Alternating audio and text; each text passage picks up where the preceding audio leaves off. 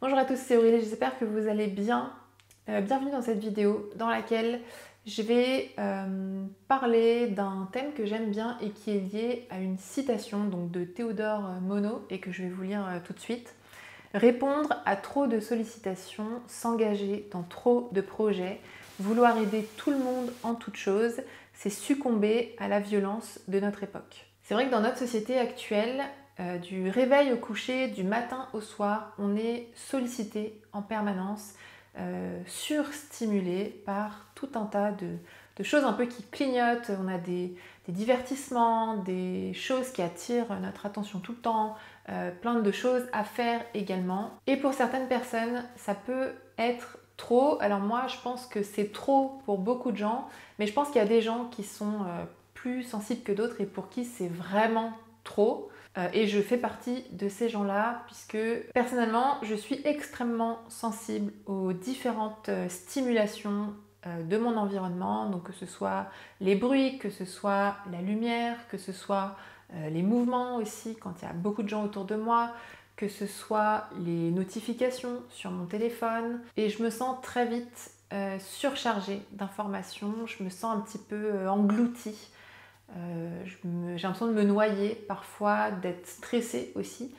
Et c'est vrai que c'est aussi cette sensibilité qui a fait que j'ai ressenti le besoin assez vite, sans forcément mettre des mots là-dessus, sans forcément comprendre. Je le comprends avec du recul, mais très vite j'ai eu besoin d'alléger, de simplifier aussi mon environnement, ma vie, pour me sentir moins stimulée par toutes ces choses qui étaient quand même assez stressantes pour moi. Et j'ai compris que j'avais besoin de me créer une sorte de bulle pour échapper à cette forme de violence, même si pour certains ça n'en sera pas, mais après je pense qu'on ressent les choses un petit peu différemment chacun. Pour moi ce sont des micro-agressions, je dirais, voilà, des petites agressions comme ça permanentes. Et donc si c'est votre cas également, si vous aussi vous vous sentez parfois un petit peu dépassé par tout ça, un petit peu trop stimulé, j'avais envie de vous donner des conseils donc, qui sont basés sur ma propre expérience pour retrouver une forme de paix, d'équilibre aussi dans votre vie. Déjà, ce que vous pouvez faire, c'est d'éliminer tout ce qui perturbe votre paix intérieure. Donc ça, c'est vraiment à vous de voir ce qui vous stresse, ce qui vous oppresse, c'est assez personnel. Pour ma part, j'ai longtemps vécu en ville, dans une grande ville, donc à Paris ou proche de Paris. Et c'est vrai que j'entendais beaucoup de bruit tout au long de la journée, même parfois la nuit. Que ce soit les klaxons, toutes ces voitures, les gens aussi, parce que forcément il y a beaucoup de monde dans certaines villes plus que dans d'autres. Et c'est vrai que ça me stressait énormément. C'était... En fait, je me reposais jamais. Je m'en suis rendu compte après parce que c'est vrai, quand on a l'habitude, je trouve que c'est moins gênant. Mais depuis que je vis à la campagne et que c'est beaucoup plus silencieux, beaucoup plus calme, je me rends compte de la différence et c'est vrai que ça m'apaise beaucoup de vivre ici. Éliminer ce qui perturbe votre paix intérieure, ça peut aussi se faire dans votre maison, forcément, puisque on l'a déjà vu dans différentes vidéos, mais c'est vrai que les objets superflus, le désordre, ça peut aussi être stressant pour certaines personnes, assez anxiogène, assez oppressant. Et donc, si c'est votre cas à vous, si vous vous sentez oppressé par toutes ces choses qui sont tout le temps autour de vous, ça peut être intéressant de faire un peu de tri dans les différentes pièces de votre maison. Donc vous pouvez par exemple passer en revue toutes les pièces. Donc vous allez dans la pièce en question, vous vous installez, je ne sais pas si c'est dans le salon, vous vous installez sur le canapé, si c'est dans votre chambre, vous vous installez sur le lit et puis vous regardez un petit peu ce que vous ressentez dans la pièce en question. Et si vous ne vous sentez pas hyper bien, essayez de voir qu'est-ce qui perturbe un petit peu votre sentiment de paix et essayez de voir si vous pouvez remédier à ça en éliminant peut-être certaines choses ou en cachant aussi d'autres choses. C'est vrai que des fois on a des objets qui sont en évidence et qu'on n'a pas forcément envie de voir tout le temps, donc il suffit peut-être des fois simplement de les mettre dans une armoire avec une porte ou dans un tiroir. Donc essayez de faire ça dans chaque pièce de votre maison. Si vous avez besoin d'aide d'ailleurs pour faire votre tri, n'oubliez pas que vous pouvez télécharger notre guide donc pour alléger votre intérieur et simplifier votre vie, qui va vous guider étape par étape dans votre tri. Donc vous pouvez le télécharger gratuitement en cliquant sur le lien qui est juste en dessous de cette vidéo. À part les objets, il y a aussi tout ce qui est couleur. Alors ça, encore une fois, on est tous très différents, mais c'est vrai que moi, les couleurs trop criardes ou les couleurs trop foncées aussi, c'est pas quelque chose qui me fait me sentir bien chez moi. C'est vrai que j'aime beaucoup les couleurs claires, donc tout ce qui est blanc, blanc cassé, beige, voilà, des couleurs assez douces, des couleurs pastel par exemple. Donc ça peut aussi jouer sur la façon dont vous vous sentez chez vous. Je pense que c'est important de prendre soin de son environnement et notamment de sa maison parce que pour moi c'est vraiment un endroit où on peut se ressourcer et même si à l'extérieur on est un peu stressé, on sait qu'on rentre chez soi et qu'on va pouvoir se sentir bien, recharger ses batteries. Aussi, ce que vous pouvez faire, c'est de pratiquer la détox digitale. Donc la détox digitale, c'est le fait de ne pas utiliser des appareils électroniques, donc tout ce qui est un peu nouvelle technologie pendant un certain temps. Donc ça va être par exemple ne pas utiliser votre téléphone pendant une journée, 2 journées, une semaine. Après, c'est à vous d'adapter. Ou ne pas utiliser votre télévision ou votre ordinateur. Après, c'est à vous de voir. Moi, je pratique la détox digitale donc par période. Donc des fois, c'est sur une journée. Des fois, c'est un week-end. Des fois, c'est une semaine. Et c'est vrai que la première fois que j'ai pratiqué la détox digitale, c'était pendant une semaine. Et c'était un petit peu un repos forcé, je dirais, parce que en fait, je n'ai pas pu utiliser mon téléphone alors que je pensais pouvoir l'utiliser dans le lieu où j'allais. Et c'est vrai qu'au début, c'était assez difficile, surtout que je ne l'avais pas décidé. Donc j'ai ressenti pas mal de frustration les premiers jours, je dirais les 2 premiers jours.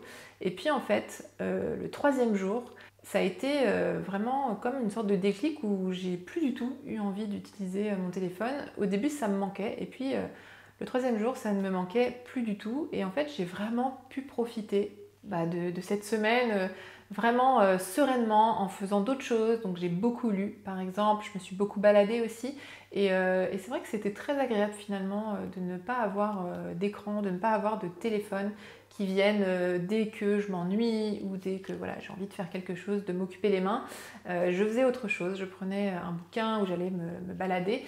Et c'est vrai que c'est vraiment une belle expérience. En tout cas, je retiens beaucoup de positifs de cette expérience et depuis, j'essaye de faire des petites détox de temps en temps. Donc ça peut être, comme je vous le disais, une journée, un week-end, une semaine. Ça peut être plus aussi, hein, si vous pouvez le faire plus. Ça peut aussi être sur des temps plus courts, des matinées ou des après-midi. Moi, je sais que, par exemple, l'année dernière, quand je suis partie en Australie, il y avait pas forcément, c'était pas forcément facile d'accéder à une bonne connexion. Et donc, j'avais des temps, en fait, vraiment très limités dans la journée pour utiliser mon téléphone ou mon ordinateur. Et c'est vrai que ça m'a fait beaucoup de bien aussi de ne pas être toute la journée à pouvoir interagir avec ces objets technologiques et d'avoir vraiment juste 30 minutes dans ma journée où je faisais ce que j'avais à faire, on va dire, et puis ensuite je faisais autre chose. Et je trouve que ça permet de faire d'autres activités. Moi, c'est vrai, quand je fais ces petites détox, eh bien, je lis beaucoup, j'écris beaucoup aussi. Et ça me fait beaucoup de bien, donc je vous invite à pratiquer ces petites détox de temps en temps. Aussi, vous pouvez prendre l'habitude d'embrasser le silence. On a l'habitude d'être tout le temps stimulé finalement. Est-ce qu'on le fait par goût ou par habitude? Moi je pense qu'il y a quand même une forme d'habitude. Et c'est vrai qu'on a rarement du silence dans les oreilles. Alors si on vit en ville, forcément on a aussi les bruits de la ville, etc. Mais même quand on vit dans des endroits un petit peu plus calmes, eh bien on peut avoir l'habitude quand quand on prend sa douche ou quand on fait la cuisine ou des tâches ménagères, d'écouter peut-être un podcast ou de la musique pendant qu'on fait ces choses-là. Et ça peut aussi être très bien. Mais je trouve que ça peut être intéressant aussi de temps en temps de ne rien écouter du tout et de faire les choses dans le silence. Ça peut être, si vous avez l'habitude quand vous cuisinez d'écouter quelque chose, peut-être essayer de ne rien écouter du tout et de vous concentrer uniquement sur ce que vous faites. Ça peut aussi être d'aller marcher seule et sans rien écouter. Moi je sais que j'aime beaucoup faire ça de temps en temps, pas tout le temps, mais de temps en temps. Et je trouve que c'est intéressant de se réhabituer au silence parce que quand on écoute des choses, eh bien, je trouve que c'est beaucoup plus difficile d'être vraiment dans ce qu'on fait. dans le moment qu'on vit, on est toujours un petit peu ailleurs puisqu'on est, on est stimulé, donc on pense à d'autres choses. On va peut-être, si on écoute un podcast, on va réfléchir du coup à des sujets et finalement c'est pas forcément très reposant. Donc je vous invite, pourquoi pas, à faire certaines tâches ou certaines activités sans rien écouter pour tester, juste pour l'expérience et après voir si ça vous convient ou pas. Mais je trouve que c'est intéressant à expérimenter. Une autre chose pour créer votre bulle comme ça, pour échapper un petit peu à cette violence du monde, on va dire, c'est d'être à l'écoute de ce que vous ressentez et de trouver votre équilibre. Je pense que c'est notre responsabilité de prendre soin de nous. C'est à nous de savoir ce qui nous convient. Et quand il y a des moments où on est un peu plus stressé ou un peu trop stimulé par différentes choses, c'est aussi à nous de mettre en place des choses, des techniques ou des routines pour retrouver notre paix intérieure, retrouver notre calme. Moi par exemple, j'ai besoin, c'est un besoin vital de faire du sport. Donc je fais du sport 3 fois par semaine, des fois plus, si j'en ressens le besoin, mais en tout cas c'est un minimum. Et c'est vrai, quand j'ai eu une grosse journée de travail, quand je suis restée assise aussi toute une journée, je ressens le besoin de bouger, de sortir, de faire autre chose. Et c'est quelque chose qui me fait énormément de bien. Ce qui me fait du bien aussi, c'est de manger des choses que j'aime et des choses qui sont bonnes pour moi, pour mon corps. Moi, c'est vrai que j'ai la chance d'avoir toujours eu l'habitude de manger de manière assez équilibrée, c'est-à-dire que je mange vraiment de tout. Et c'est vrai que j'ai été habituée étant enfant à manger tout, donc j'ai pas de mal aujourd'hui à manger vraiment de manière très très variée. Et c'est vrai que c'est quelque chose qui me fait beaucoup de bien. Dès que je mange par exemple un petit peu trop gras ou trop sucré, parce que voilà, il y a des périodes aussi de vie ou des endroits quand je vais en vacances et que je mange des choses que j'ai pas forcément l'habitude de manger, qui sont un petit peu lourdes, et bien je le sens tout de suite. Et ça me fait, voilà, c'est pas forcément très agréable. Donc voilà, moi j'aime bien avoir ma petite routine alimentaire, je dirais, et manger voilà, ce que j'aime manger. Pareil avec les relations sociales, moi je suis quelqu'un qui a besoin de beaucoup de temps seul. C'est vraiment comme ça que je recharge mes batteries, que je me ressource. Et en même temps, j'adore les interactions. Je suis quelqu'un de très sociable. Mais c'est vrai qu'au bout d'un moment, quand j'ai trop d'interactions, quand j'ai passé trop d'heures à parler avec des gens, je me sens épuisée, je me sens extrêmement fatiguée et j'ai qu'une envie, c'est me replier dans ma grotte, revenir voilà, chez moi et rester seule, faire mes coloriages, lire mes bouquins, etc. Donc ça aussi, je prends soin de mon énergie parce que j'ai connu autrefois, quand je me connaissais pas assez, du coup j'avais trop d'interactions et c'est vrai que je comprenais pas trop pourquoi je me sentais pas bien. Et c'est vraiment avec l'expérience, avec l'âge aussi, que j'ai compris certaines choses.